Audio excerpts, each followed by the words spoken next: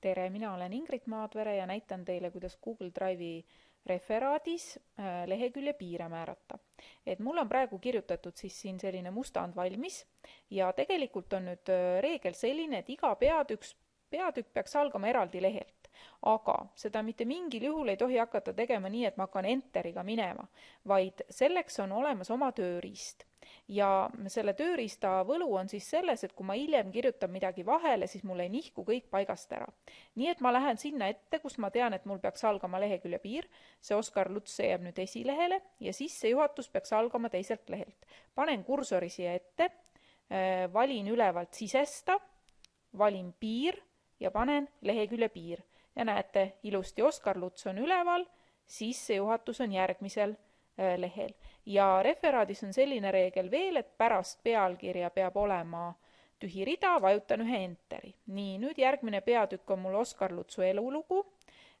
Jällegi panen sisesta, piir, lehekülje piir, viidi järgmisele lehele ja teeme siia taha ka ühe siis tühja rea. Otsime järgmise peatüki üles.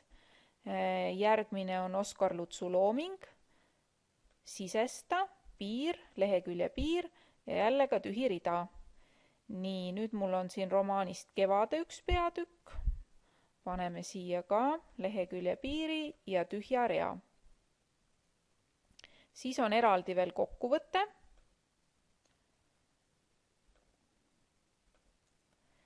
Ja eraldi lehel on ka kasutatud allikad. Ja kui ma olen siis kõik viinud ilusti eraldi lehekülgedele, siis referaadi nõuetes on siis niimoodi, et nummerdamine käib niimoodi sissejuhatuses mingit numbrit ei ole. Esimene peatükk, mis mul on Oskar Lutsu elulugu, see on number 1. Teine peatükk on mul siis looming, see on number 2. Kevade on number 3 ja kokkuvõttel ei ole numbrit ja kasutatud allikatel ka numbrit ei ole.